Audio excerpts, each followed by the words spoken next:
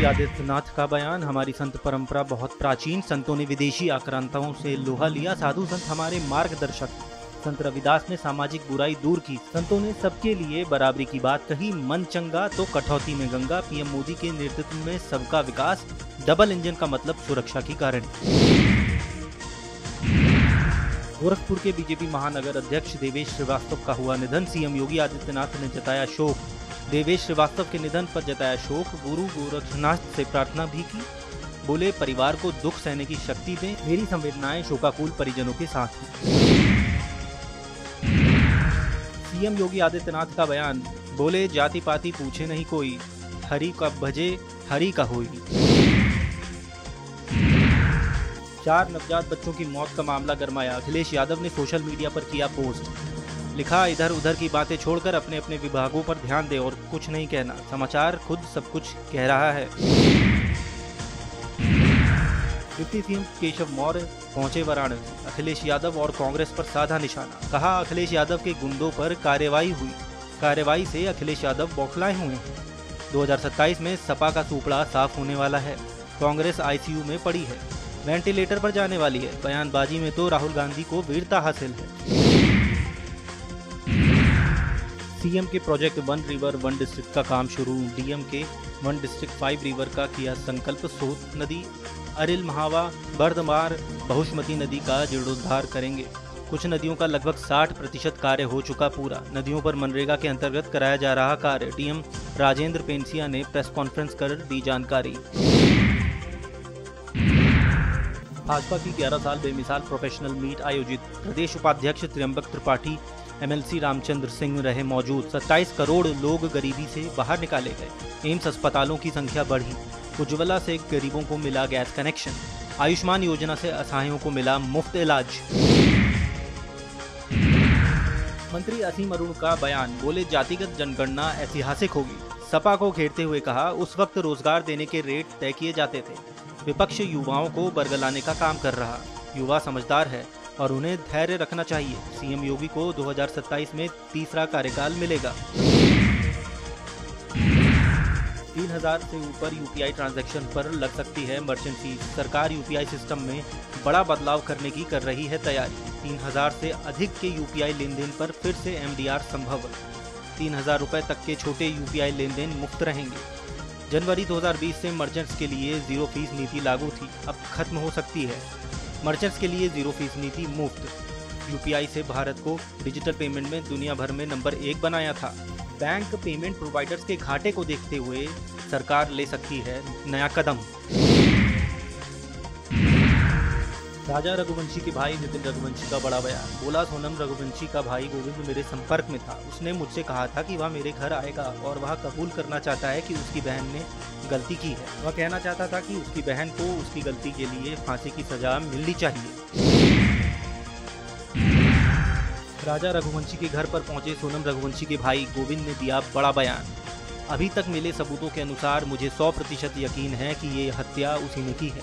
इस मामले में सभी आरोपी राज कुशवाहा से जुड़े हैं। मैंने राजा के परिवार से माफी मांगी है। इस परिवार ने एक बेटा खोया है और हमने सोनम रघुवंशी से अपना सारा रिश्ता तोड़ लिया है। कोविड को लेकर बोले डिप्टी सीएम ब्रजेश पाठक। कहा, घबराने की स्थिति नहीं है, केवल गंभीर रोगी और वृद्ध लोगों को सतर्क रहने की आवश्यकता है। सरकार ने हर स्तर पर पूरे इंतजाम किए हैं। समीक्षा की जा रही है। ऑक्सीजन प्लांट और अस्पताल में सभी जरूरी इंतजाम कर लिए गए हैं। कांग्रेस अध्यक्ष मल्लिकार्जुन खड़गे का बयान। कहा, हमने जो काम किए थे भाजपा केवल उन्हीं का उद्घाटन कर रही है, ये उनकी आदत है। जातिगत जनगणना पर भी बोले। कहा, इसलिए जरूरी है क्योंकि बहुत से लोगों को ओबीसी में जोड़ा गया।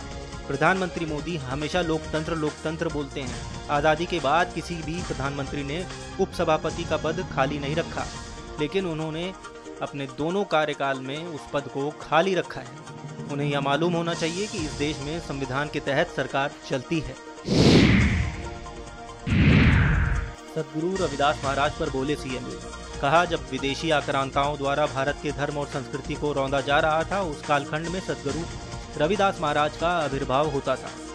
सद्गुरु रविदास महाराज ने सामाजिक आडंबर और कुरीतियों के प्रति समाज को जागरूक किया था। उन्होंने कहा था कि मन चंगा तो कटौती में गंगा।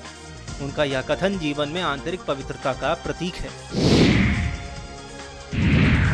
पीएम मोदी को लेकर बोले कांग्रेस नेता जयराम रमेश। कहा, हम प्रधानमंत्री मोदी से लगातार 4 सवाल पूछ रहे हैं जिसका जवाब अभी तक हमें नहीं मिला। ये सर्वदलीय बैठक की अध्यक्षता कब करेंगे? ये कब विपक्ष के नेताओं से बात करेंगे? इंडी गठबंधन ने मांग की थी एक विशेष सत्र बुलाया जाए, तो क्या आप 2 दिनों की चर्चा कराएंगे? क्या आप ऑपरेशन सिंदूर को लेकर विश्लेषण के लिए एक समिति का गठन करेंगे? जम्मू कश्मीर के पूर्व मुख्यमंत्री और नेशनल कॉन्फ्रेंस के प्रमुख फारूक अब्दुल्ला कटरा से वंदे भारत ट्रेन में श्रीनगर पहुंचे। उन्होंने कहा, हमारा बहुत अच्छा सफर रहा, इस रेल की बहुत मेहरबानी है, इससे हमारा पर्यटन और कारोबार बढ़ेगा। अब हमारे लोग भारत के किसी भी हिस्से में जा सकते हैं। मैंने यह सपना अपने जीवन में पूरा होते हुए देखा।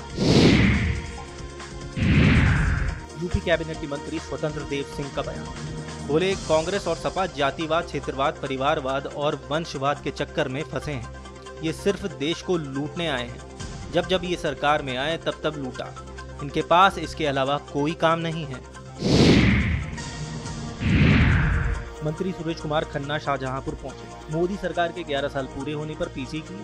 बोले, सरकार ने दुनिया में देश का सम्मान बढ़ाया। आज भारत दुनिया की 4थी सबसे बड़ी अर्थव्यवस्था है।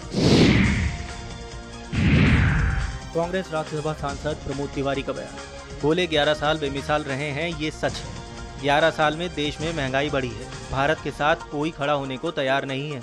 हमारे सांसदों ने विदेश में भारत की बात रखी। कितने देशों ने हमको आश्वासन दिया। पीड़ित के घर पहुंची सिराथू एमएलए पल्लवी पटेल। लोंदा कांड मामले में पीड़ित के घर पहुंची थी। राम बाबू तिवारी के परिजनों से मिलकर दी सांत्वना। बोली, जो हुआ वो हमारी व्यवस्था पर गहरा धब्बा है। पुलिस के उत्पीड़न ने परिवार के मुखिया को छीन लिया, दूसरे को घर छोड़ने पर मजबूर कर दिया। लोंदा में भाईचारे की जगह सिर्फ डर है। एमपी के मुख्यमंत्री मोहन यादव ने अपने वनतारा दौरे पर कहा, ये एक स्वर्णिम कार्यकाल है। प्रधानमंत्री मोदी के कार्यकाल में ऐसा उल्लेखनीय उपलब्धियां हुई जिसके लंबे समय से दरकार थी। ये प्रधानमंत्री मोदी को नहीं बल्कि पूरे भारत को गौरवान्वित करने वाला कार्यकाल रहा है।